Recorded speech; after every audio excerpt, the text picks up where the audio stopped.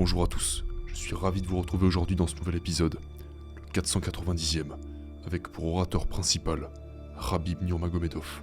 Vous savez, dans le monde du sport, il y a non pas ces légendes, mais ces icônes qui sortent du lot, qui dépassent leur propre sport, et je pense que Khabib Nurmagomedov fait définitivement partie de cette catégorie. Ce champion du monde invaincu dans l'octogone a marqué l'histoire du MMA à jamais, non seulement grâce à ses performances hors du commun, mais aussi par ses valeurs, sa discipline et ce qu'il représente au-delà du monde des combats. Dans cette vidéo, on va plonger dans son parcours, de ses débuts modestes jusqu'à son ascension fulgurante, à travers l'une de ses plus belles interviews sur le podcast américain de Patrick Bet-David. Nous sommes vraiment bénis d'avoir accès à ces informations, ces témoignages, ces interviews, gratuitement et en illimité. Il est de notre responsabilité d'utiliser ces informations à bon escient, de faire en sorte qu'elles nous servent, et pas l'inverse, que nous ne perdions pas notre temps devant ce genre de vidéo, mais plutôt que nous l'utilisions à notre avantage. Car le plus important, c'est la manière dont nous convertissons ces informations, ces conseils, ces exemples, pour nous permettre d'aller de l'avant, de résoudre nos problèmes intérieurs,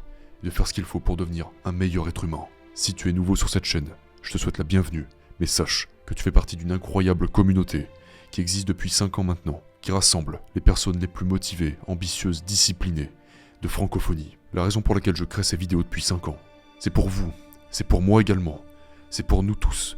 C'est ma façon, l'une de mes façons, de contribuer à cette société, de faire en sorte que les choses aillent de mieux en mieux, à ma petite échelle, et qu'on se sente un peu plus complet chaque jour. C'est grâce à vous, à vos abonnements, vos commentaires et votre implication personnelle, que cette chaîne continue de grandir encore et encore. Alors merci.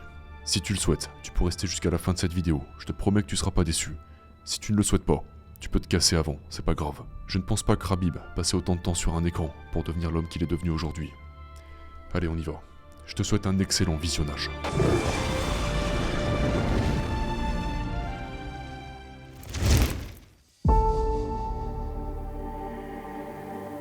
Quel rôle votre père a-t-il joué dans votre vie, dans votre façon de voir la vie?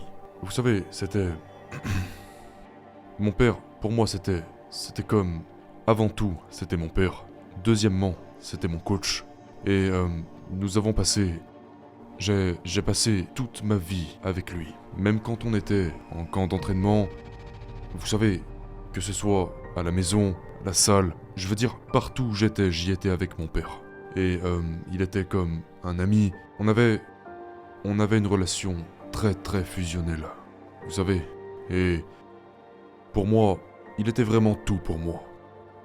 Quelque chose que je peux dire, c'est que j'ai réalisé que mon père était mon véritable ami à partir de mes 15 ou 16 ans. Avant ça, je me disais toujours quelque chose comme « Pourquoi ce gars me pousse-t-il autant que ça ?»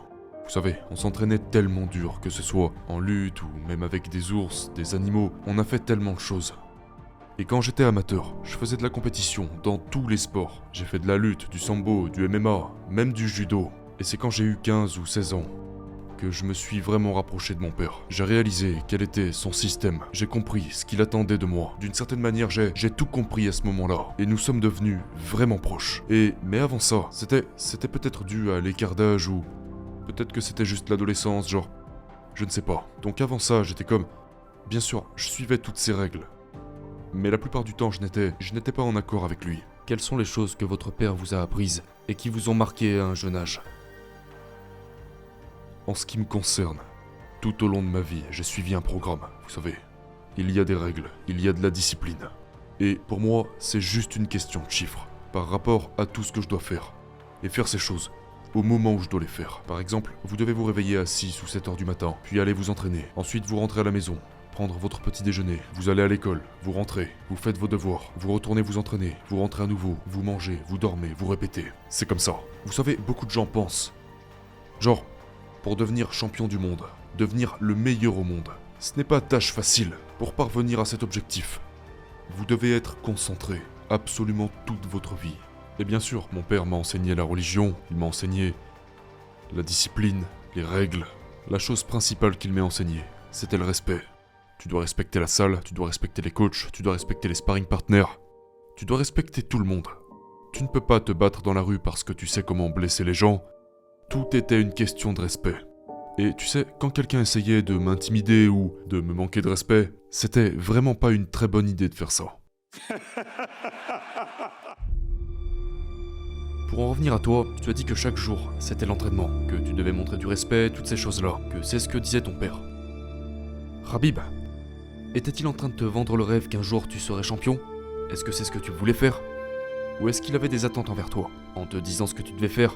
Tu comprends un peu ce que j'essaye de te dire? Est-ce qu'il te disait quelque chose comme « Imagine un jour quand tu seras un champion, que tu tiendras la ceinture, tu seras si fier de toi » Ou était-ce plutôt un discours du style « Non, en tant que famille, c'est ce que nous faisons ici. Ici, c'est comme ça que ça se passe. » Qu'est-ce qu'il te disait? Non, c'est comme quand, depuis le premier jour où j'ai signé à l'UFC, dans mon esprit, j'étais déjà champion de l'UFC. Je veux dire, il n'y avait aucune chance que quelqu'un puisse m'arrêter. Et mon père m'a toujours dit qu'il n'y avait qu'une seule chose qui pouvait m'arrêter. Et ça ne pouvait être qu'un coup de poing chanceux de l'adversaire. À part ça, si tu ne t'arrêtes pas, si tu continues de t'entraîner, si tu restes concentré, je ne pense pas que quelqu'un puisse t'arrêter un jour. Parce que t'es très bon en lutte, parce que t'es très bon en striking, et parce que tu saurais te battre une nuit tout entière sans jamais t'arrêter. Tu sais, tu as une bonne condition physique, tu as un grand cœur. Je pense que tu peux devenir champion du monde. Il faut juste que tu restes concentré. Et non seulement il me le disait, mais moi aussi j'en étais persuadé. Au plus profond de mon cœur, je savais que j'étais compétitif. Je veux dire, même maintenant, je crois vraiment que je pourrais battre n'importe qui dans le monde. Encore aujourd'hui, je ne suis pas si vieux que ça. Beaucoup de gens oublient pourquoi j'ai pris ma retraite. Ce n'est pas parce que je suis devenu vieux. C'est parce que j'ai perdu mon père. C'est parce qu'il est décédé. Et que je ne veux pas faire ça sans lui. C'est pour ça que je me suis arrêté. Ce n'est pas parce que je suis devenu vieux. Je n'ai que 34 ans. Je suis sincèrement curieux de savoir ce que tu pourrais répondre à cette question. Disons que l'un de tes fils suit tes traces et que, bien sûr, Dieu nous en préserve, mais disons qu'il t'arrive quelque chose en tant que père et que tu n'es plus là pour lui et que ton fils n'a plus envie de se battre. Qu'il dit « Si mon père n'est pas avec moi, je ne me battrai plus jamais ». Si cette situation se produisait, encouragerais-tu ton fils à continuer de se battre ou lui dirais-tu plutôt « Non mon fils, tu peux arrêter de te battre ». Que dirais-tu à ton fils? Honnêtement, je le laisserai choisir ce qu'il veut. I'm gonna let him choose. Je le laisserai certainement choisir. En ce qui concerne sa vie professionnelle, je ne vais jamais le forcer. Dans quoi que ce soit. Parce que mon père était un grand compétiteur. Il était l'un des meilleurs entraîneurs. Et mais je veux dire, la différence entre moi et lui, c'est que je suis devenu champion du monde. Et je n'ai certainement pas besoin que mes enfants le deviennent obligatoirement. Mais je ne sais pas ce que mon fils choisirait. Mais s'il dit qu'il veut être comme moi et devenir champion du monde, je me dirais, d'accord, c'est son choix. Et s'il le veut vraiment, dans ce cas, je vais juste l'aider. Mais je ne vais jamais le pousser à devenir forcément un athlète professionnel.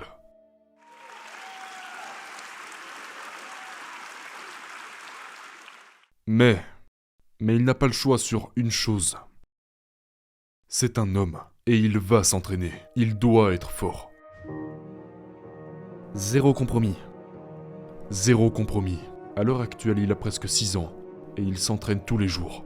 Et il n'a pas d'autre choix. Il doit s'entraîner, parce que si vous êtes un homme, vous devez être fort.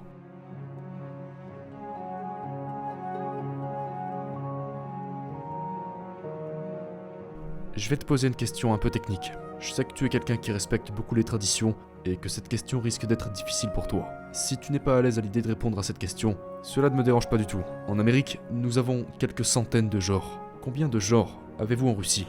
Je sais que t'es beaucoup dans la tradition. C'est pour ça que je te demande.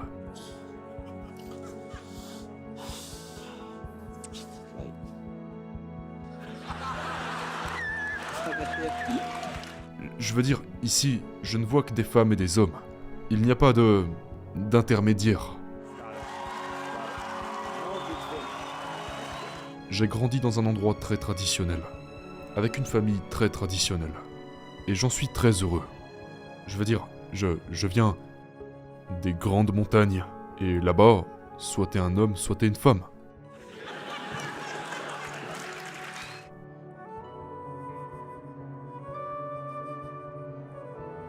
Donc, quand Connor te disait ce qu'il avait à te dire, est-ce que tu as écouté ce qu'il te disait? Tu sais, certaines personnes font comme si elles n'écoutaient pas. Si je ne me trompe pas lors de cette conférence de presse, il était à ta gauche. Tu l'écoutais et tu le regardais parler, et on aurait dit que tu intériorisais quelque chose à ce moment-là. Pourquoi est-ce que tu faisais ça? Est-ce que tu le faisais parce que tu avais besoin de plus de rage pour le détruire ou bien est-ce que tu prêtais vraiment attention à ce qu'il disait? Non, j'aime écouter les gens quand ils parlent. C'est très intéressant parce que on peut les écouter et très vite comprendre où se situe leur intelligence. Tu comprends ce que je veux dire?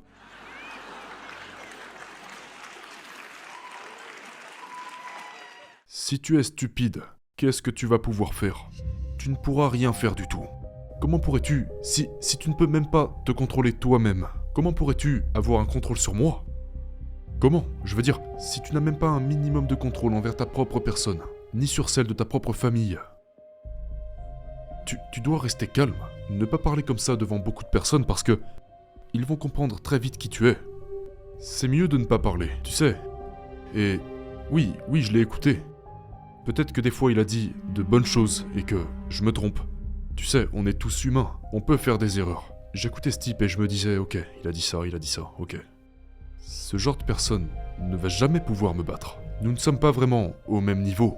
Vous devez être un peu... Au moins, vous devez faire preuve d'intelligence. Parce qu'une fois que vous vous retrouvez dans la cage, il y a beaucoup de choses qui se passent et vous devez pouvoir réfléchir correctement. Et quand je l'écoutais parler, j'ai immédiatement compris son niveau.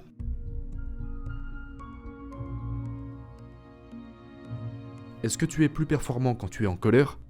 Ou est-ce que c'est mieux de rester calme, tout en se concentrant sur son plan de match? Non, tu dois rester détendu. C'est ce que m'a appris Javier, mon entraîneur. Dans l'académie américaine de kickboxing. Et je me souviens que la première fois que je suis venu à l'académie, il m'a laissé faire un sparring. Mon anglais était presque inexistant. Et il me répétait tout le temps, relax.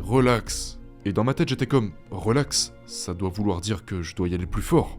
Donc j'y allais plus fort.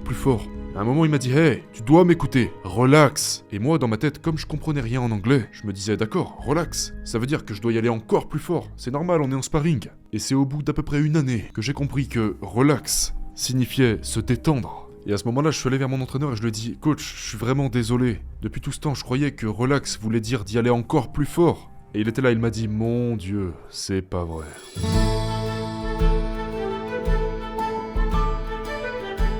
Tu dois sacrifier toute ta vie, si tu veux devenir champion. Mais qu'en même temps, tu vas travailler à côté. Pour gagner de l'argent. Il vaut mieux que t'arrêtes le sport pour gagner juste de l'argent.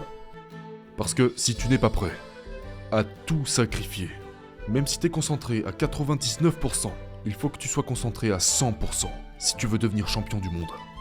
Si tu travailles tous les jours, par exemple 6 heures par jour, et qu'à côté de ça tu veux t'entraîner genre 4 ou 5 heures par jour, et que tu dois dormir, manger, genre toutes ces choses, tu sais. Je veux dire, entre les entraînements, tu dois t'entraîner, après avoir bien dormi, puis le soir tu reviens, tu t'entraînes encore. Tu sais, il y a tellement de choses que vous ne pouvez pas faire. Et l'une des choses que mon père m'a toujours dit, c'est tu n'as pas besoin de travailler, t'as pas besoin de ça, juste reste concentré, entraîne-toi, et ton heure viendra. Tu n'as pas besoin de ça. Je me souviens lorsque j'avais 18 ou 19 ans, je disais à mon père, je suis vraiment mal à l'aise à l'idée de te demander de l'argent comme ça tout le temps. Je ne suis plus un enfant maintenant. Et il me répondait, pourquoi t'aurais besoin d'argent? Pourquoi faire? Tu as une maison, tu as de quoi manger, de l'argent pour aller t'entraîner et revenir, dormir, t'entraîner, manger, répéter. Pourquoi tu devrais travailler? Reste concentré, ton heure viendra.